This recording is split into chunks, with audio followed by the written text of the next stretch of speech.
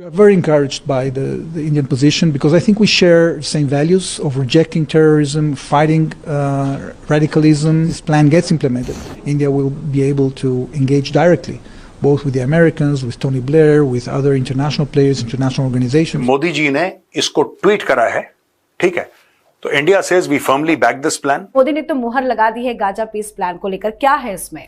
देखिए, प्रधानमंत्री मोदी एक वर्ल्ड लीडर है और भारत एक ग्लोबल पावर है, और इसलिए कोई भी ग्लोबल इशू है, आज पूरी दुनिया भारत की ओर देखती है कि भारत उसके ऊपर क्या रुख लेकर के आ रहा है। तो आप इससे अंदाजा लगा लें कि इजराइल जो है उसकी ताकत का अंदाजा यहां से आप लगा लें भाईजान, कि उसको मेरे ख्याल को चौथी दफा ट्रंप साहब मिल रहे हैं, चौथी दफा। अगले दिन जब वो अरब्स आए थे तो उस वक्त सारा काम तो हो चुका था, सारा काम तो हो चुका था। ये वो कह रहे हैं कि पीस प्लान जो आया है दुनिया का सबसे बड़ा, उसमें सबसे पहले जिन्होंने यस किया, उसको बैक किया, उसको बनाने वाले वो पाकिस्तान के लोग हैं। मैं कहती हूँ तालियां, वाह जी वाह। भाई अपने अंदर ना कर सकें दूसरों का तो कर सकते हैं ना। और फिर देखिए गजा कितने दिल से करीब है उनके, है ना करीब। तो देखिए उन्होंने कहा इससे पहले कि वहां के लोग जो हैं इसको इंडोर्स करें या ना करें, हम इसको इंडोर्स करते हैं, इंडोर्स कर दिया उन्होंने। का प्लान है, ट्रंप का प्लान है, जिसको नेतन्याहू ने बोला वेरी गुड, नेतन्याहू ने बोला वेरी गुड, हम इस प्लान को मानते हैं। अब अगर नेतन्याहू कहता है वेरी गुड, तो आप ये देख लेना कि फिर हमास कितना मानेगा इस प्लान को।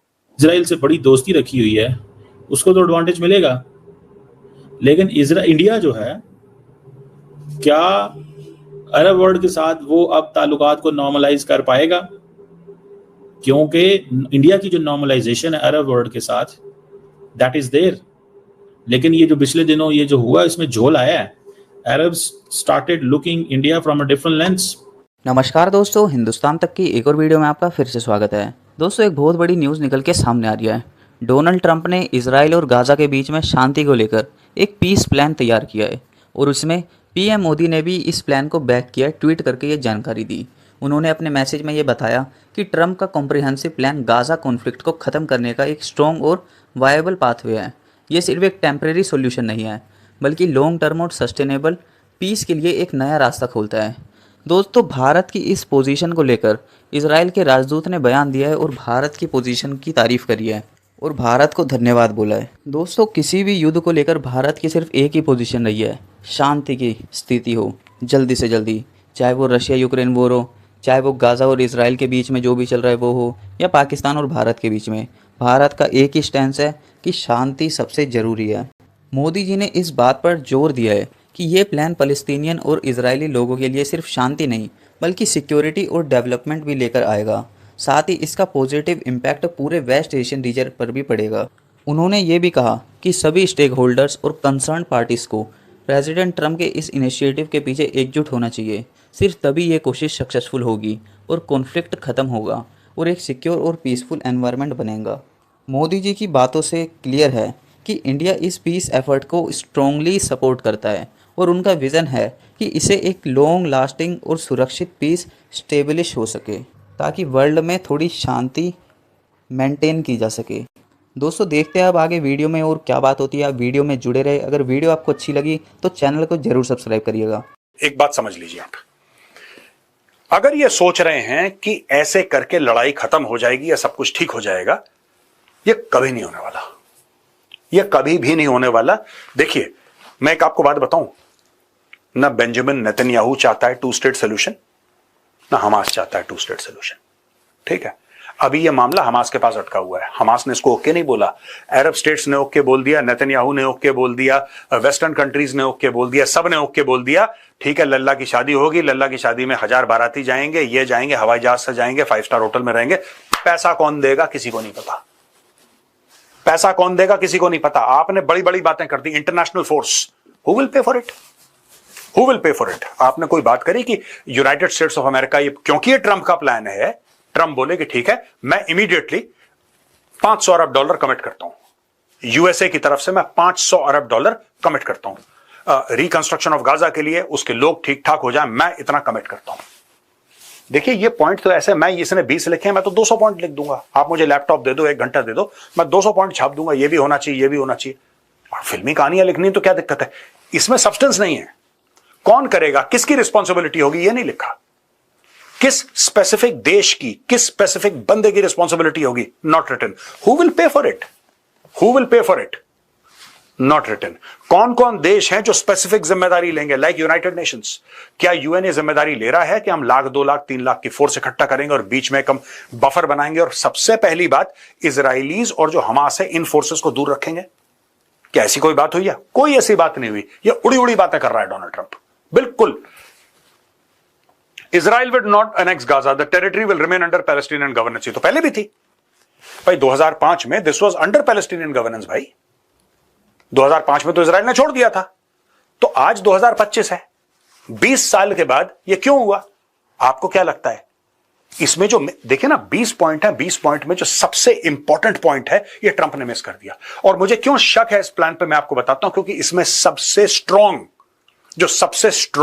एक फैक्टर है जो इस सब चीज को कंट्रोल कर रहा है, वो ना अमेरिका है, ना वो इजराइल है, ना वो अरब स्टेट्स है। सबसे स्ट्रॉन्ग फैक्टर है,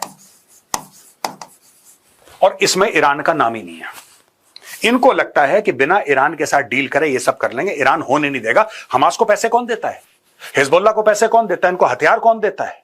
इनको जमीन कौन देता है? इनको ट्रेनिंग कौन देता है? इनको कौन सिखाता है रॉकेट फायर करना? इनको रॉकेट सप्लाई कौन करता है?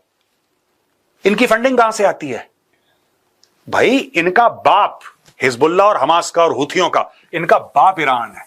ईरान से आप बात नहीं कर रहे, ईरान के साथ आपने डील नहीं करी, ईरान को आप पिक्चर में नहीं लाए, ठीक है। आपने 20 पॉइंट लिख के दे दिए कागज में। पूरी दुनिया बावली की तरह 20 पॉइंट के ऊपर नाचेगी कि ट्रंप साहब आप तो बिल्कुल खुदा हैं, आप ऊपर से बिल्कुल आ गए हैं, फरिश्ते हैं, आप जन्नत से आए हैं। ये सारा का सारा स्टोरी इसको सुनाएंगे ट्रंप को। In the end Iran will play its cards. Iran देखना, चाइना की 100% बैकिंग है बॉस। ईरान अगर कल बोलता है कि और 200, 300, 500 लड़के, 1000 लड़के अपने इकट्ठा कर लो, ये लो फंडिंग। तेल दुनिया भर का जा रहा है, 90% of the oil they are selling to China. मोटा पैसा ले रहे हैं चीन से।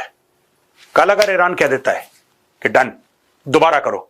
हमास क्या है? Hamas is an ideology. Hamas is not simply an organisation भाई। किसी को गलत फहमी है कि हमास सिर्फ एक ऑर्गेनाइजेशन है, यूर रॉन्ग। हमास एक आइडियोलॉजी, एक मानसिकता है, और जब तक उस मानसिकता को आप खत्म नहीं करेंगे पीस नहीं हो सकता। हो सकता है नेतन्याहू के ऊपर प्रेशर हो, क्योंकि हॉस्टेजेस हैं, उनके परिवार डेली कलेश करते हैं कि क्यों ना करें यार। जिसका बच्चा वहां पे है, जिसकी बीवी, जिसका भाई, जिसका बाप, अगर जिसकी बहन वहां पे है, कब्जे में है, वो तो बोलेगा ही। पीस प्लान का ऐलान हुआ है आज। प्रेसिडेंट ट्रंप और जो प्राइम मिनिस्टर नेतन्याहू इजराइल के, उन्होंने दोनों ने खड़े होकर जो है ऐलान किया। वो 20 पॉइंट्स हैं, वो मैं आपके सामने रखे देती हूँ। जिसमें उन्होंने कहा है कि जी फौरी तौर पर जो हमास है उसको तो उन्होंने उड़ा ही दिया। उन्होंने कहा हमास के तो सारे टेररिस्ट ग्रुप से लेकर गजा को डीमिलिटराइज किया जाएगा। गजा की जितनी टनल्स बनाई गई हैं हमास ने, जितने वहाँ पे खुदाई की हुई है, जितने वहाँ पे अपने वो छोड़े हुए, उन सबको जो है वो मलिया मेट कर दिया जाएगा और हमास की कोई जगह वहाँ पे नहीं बचेगी। हमास को ये मानना पड़ेगा और सारे होस्टेजेस जो हैं वापस करने पड़ेंगे, जो मारे गए वो भी और जो नहीं मारे गए वो भी। और फिर उसके बाद ऐसा हो जाएगा तो इसराइल जो है वो तमाम जो प्रिजनर्स हैं जो भी, वो उनको छोड़ देगा उनके लिए। और जो एक इंटरनेशनल स्टैब्लिशमेंट आप कह लें, इंटरनेशनल बॉडी जिसमें टोनी ब्लेयर, प्रेसिडेंट ट्रंप और नेतन्याहू भी हो सकता है, और कुछ और कंट्रीज जो हैं उनके कुछ अथॉरिटीज़, वो मिलकर, यानी कि इंटरनेशनल बॉडी मिलकर जो है वो गजा का इंतज़ाम संभालेगी। और फिर इसके अंदर ये भी है कि जंग बंदी होगी, यानी कि सीज फायर हो जाएगा। और इसके अंदर और बहुत सारे पॉइंट्स हैं। ऐलान करते हुए आज भी प्रेसिडेंट ट्रंप ने शहबाज शरीफ और फील्ड मार्शल का नाम लिया। आज भी उन्होंने तारीफ की। वो जो हैं वो आए हुए थे और सबसे पहले जिन्होंने यस किया इसके ऊपर, सबसे पहले जिन्होंने बैक किया इस पीस प्लान को, गजा से भी पहले, गजा के लोगों से भी पहले, इजराइल से भी पहले, सबसे पहले जिसने यस कर दिया, हाँ जी ठीक है, पत्थर ते लकीर गई है साड़ी वर्गो, ये पत्थर पे लकीर है, यही प्लान पर अमल दरामद होगा। सब पूरी दुनिया में सबसे पहले वो हैं पाकिस्तान के लोग, पाकिस्तान की अथॉरिटीज़, यानी कि प्राइम मिनिस्टर शहबाज शरीफ और फील्ड मार्शल। ये उन्होंने, मैं नहीं कह रही, ये प्रेसिडेंट ट्रंप ने बताया है। ये आज उन्होंने बाकायदा स्टेटमेंट है ये पूरी उनकी जो है वो प्रेस ब्रीफिंग के दौरान उन्होंने ये अल्फाज इस्तेमाल किए हैं। भाई क्या बात है भाई, वाह, तालियां। मैं कहती हूँ ज़बरदस्त बात है कि दुनिया के पीस का जो पीस प्लान का बेड़ा किसने उठाया? पाकिस्तान ने, जहाँ पे अपने मुल्क के अंदर पीस का कहीं नामो निशान नहीं है। पीस ला रहे हैं कहाँ पर? गाजा में। ये देख ले भाई, मैं कहती हूँ कि ये कौन सा दौर आ गया, ये क्या हो रहा है? चलिए अच्छी बात है भैया से आपने देखा है कहीं, वाह वाह भाई, ये तो मिरेकल है, ये मिरेकल नहीं है, आप इसको क्या कहेंगे। मैं तो इसको ऐसे ही समझती हूँ कि भाई देखें, एक ऐसा कंट्री जो IMF के पास है, जो भूख नंग वगैरह तो आपको पता ही है, आटे शाटे की लाइनें वगैरह ये सब, और ज़ाहिर है IMF के पास है तो ये तो होना ही है। तो इस सैलाब हो या पे आ जाए, पानी मतलब कि जो सैलाब आया वहाँ पे, और फिर उसके बाद जो ये देखिए ये अभी जो है वो धमाके हो रहे हैं, हर थोड़ी देर के बाद कहीं ना कहीं